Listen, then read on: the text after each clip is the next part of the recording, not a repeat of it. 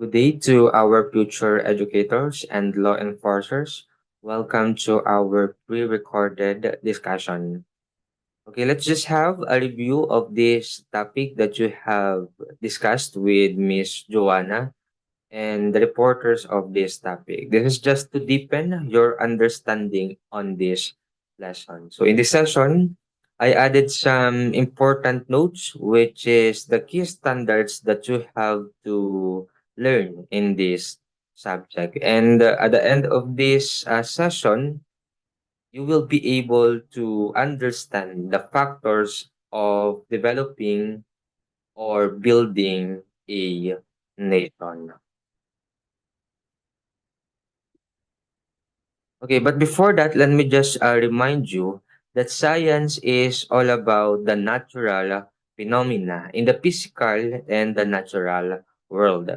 Because of science, we are able to know and understand the components of this world that later on is being used in experimentation to prove something or to apply in making technologies.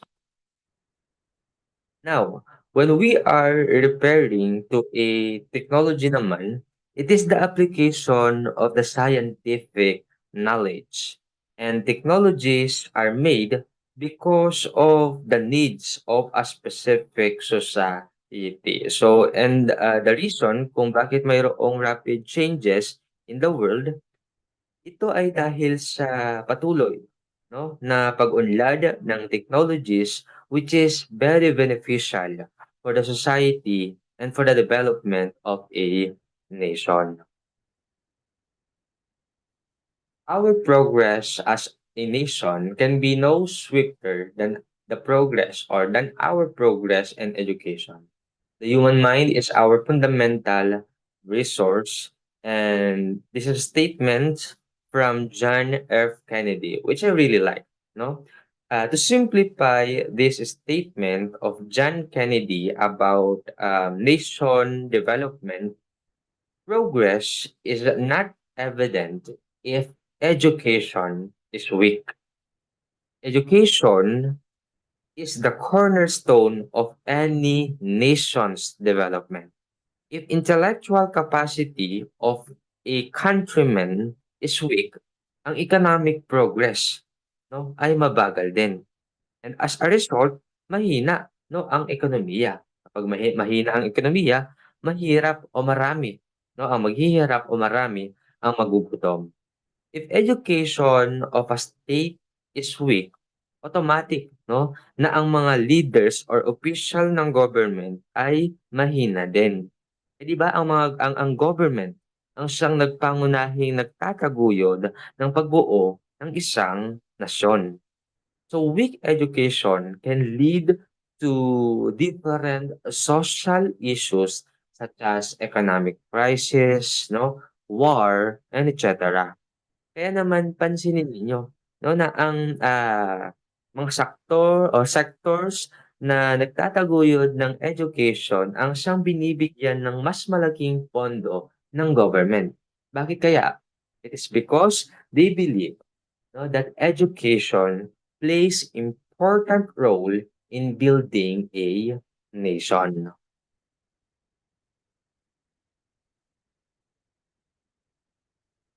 Okay, so in the Philippines during the Marcos era, nagsimula naman na mabigyan ng importansya ang science.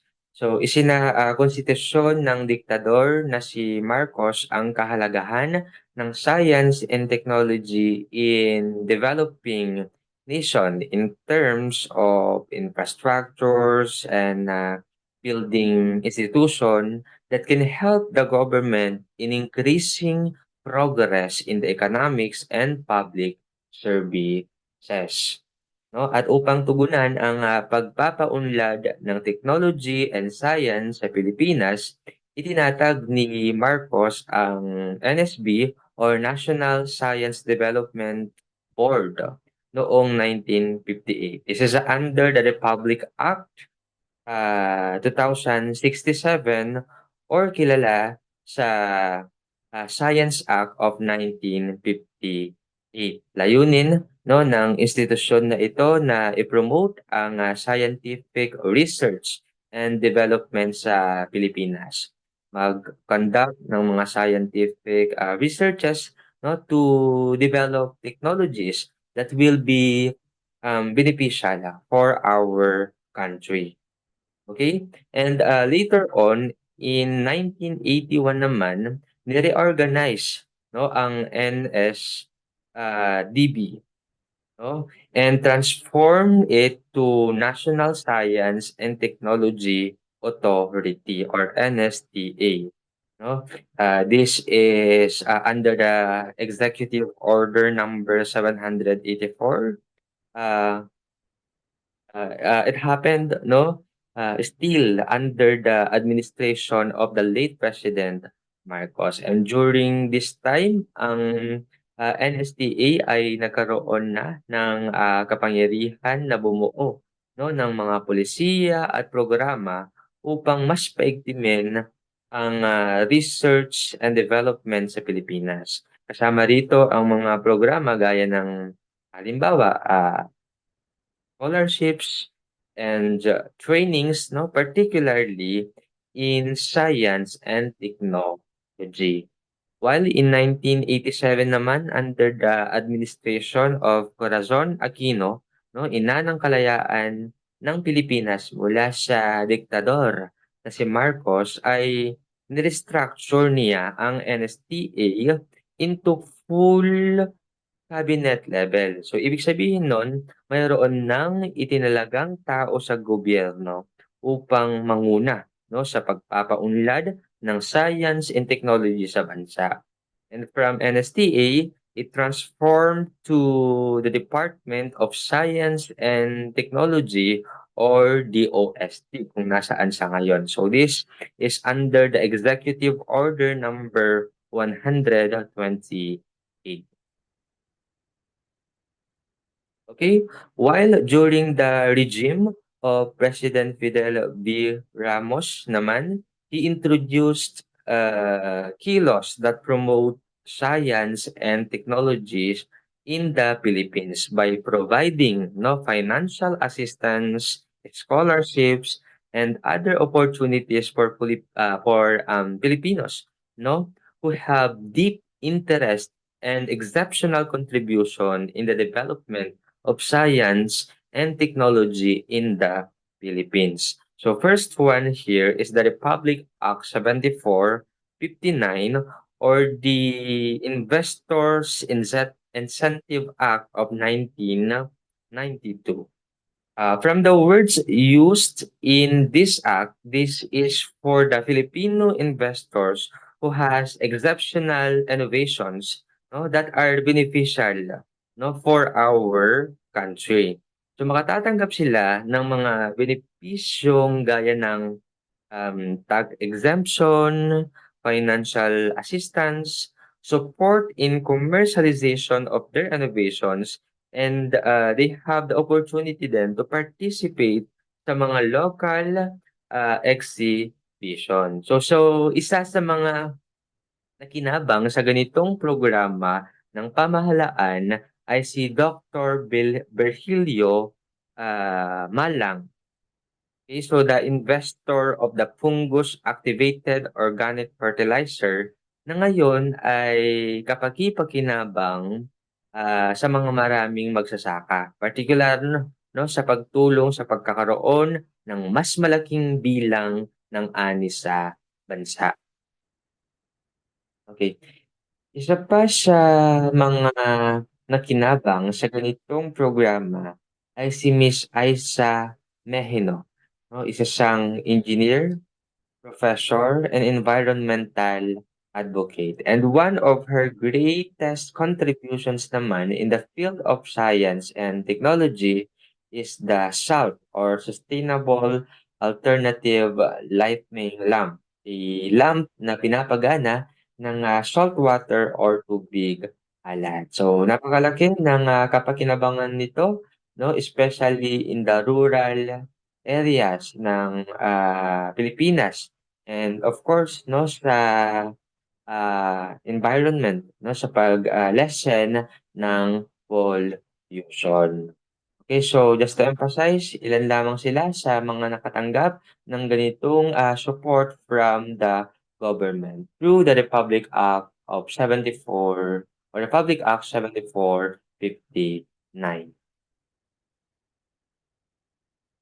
Okay, so under, naman the Republic Act 7687 or the Science Act of 1994, ang gobyerno ay, nakapagbibigay naman ng scholarship sa mga deserving and unprivileged students who have, of course, deep interest in science and technologies. So, isa sa mga nakinabang nito ay si Miss Mejino pa rin, okay? And also si Dr. Reynaldo Villa, who is an engineer and a former president of Mapua University. So isa siya sa mga, ah, dahilan 'no, kung bakit mayroong modernong engineering sa Pilipinas. Okay, so now let's proceed naman to the, concepts of nation building. So, technically, it requires a prior concept of the term nation. When we say nation kasi, it refers to the cultural and social identity of a group of people. So, generally, no, people on a specific nation should share a common national identity such as culture, ethnicity, language, political ideas, and etc. Okay, so for instance, we Filipinos, no, saan ba tayo kilala? So we are Asian, kaya mayroon tayong kayumangging kulay, di ba? We have our own lingua franca, which is Filipino, no, our national language. We have different cultures and traditions such as we have Pasko, Fiesta, no, mayroon din tayong sariling governmental system which has three branches, the executive, legislative, and judicial branches. So again, all of this is part of our national identity. Okay? Now, though the word nation is often used synonymously with state, keep in your mind that mayroon pa rin silang pagkakaiba.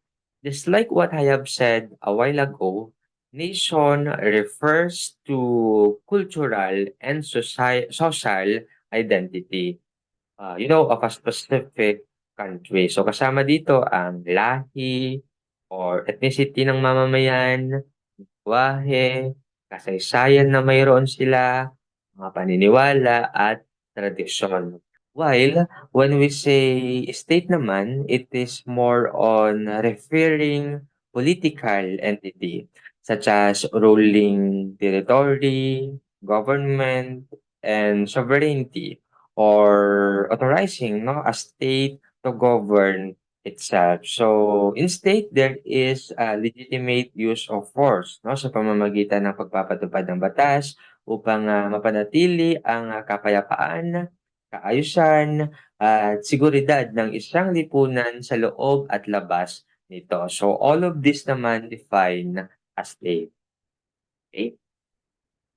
Now, many aspects shall be considered in achieving a strong nation. So kasama dito ang pagbuo ng isang bansa sa kanyang political entity. Gaya ng pagpapalawak at pagpapaunlad no, ng mga teritoryo ng isang bansa. Pagbuo at pagpapatupad ng mga batas upang tugunan ang pangangailangan no, ng kanilang mga mamamayan at solusyonan no, yung mga kinakaharap nilang mga suliranin. Pagkatatandaan natin na nabubuo ang isang batas no, ayon sa pangangailangan ng isang bansa.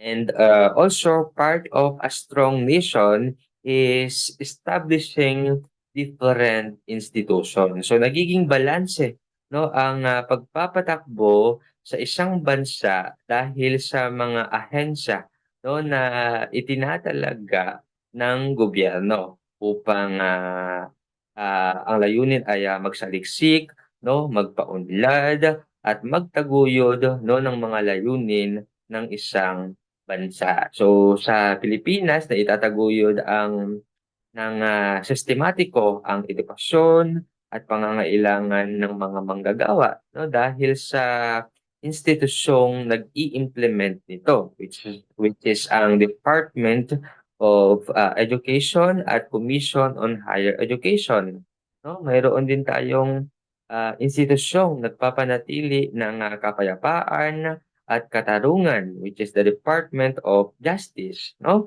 Mayroon ding institusyong nagpapatupad o nagtataguyod at nagpapanatili ng maayos na kalusugan ng kanyang mamamayan at ito ay tungkulin naman ng Department of Health, okey?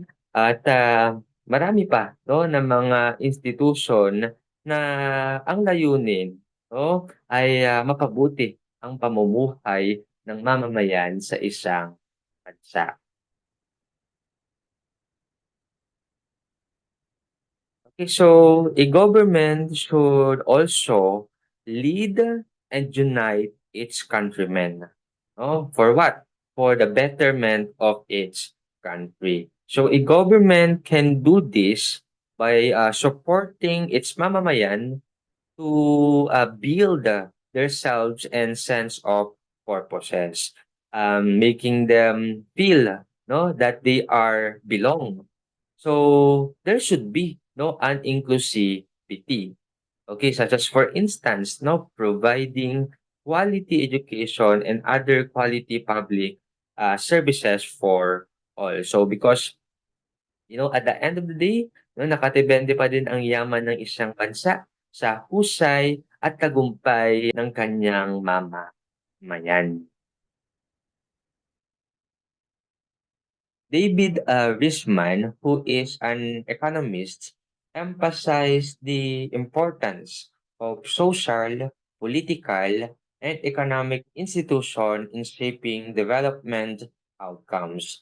And for a country to success no, in building its nation, there should be a great and a strong performance in the government, no, in marketing and in cultivating the social system as it is the backbone or big factors that support in building a nations.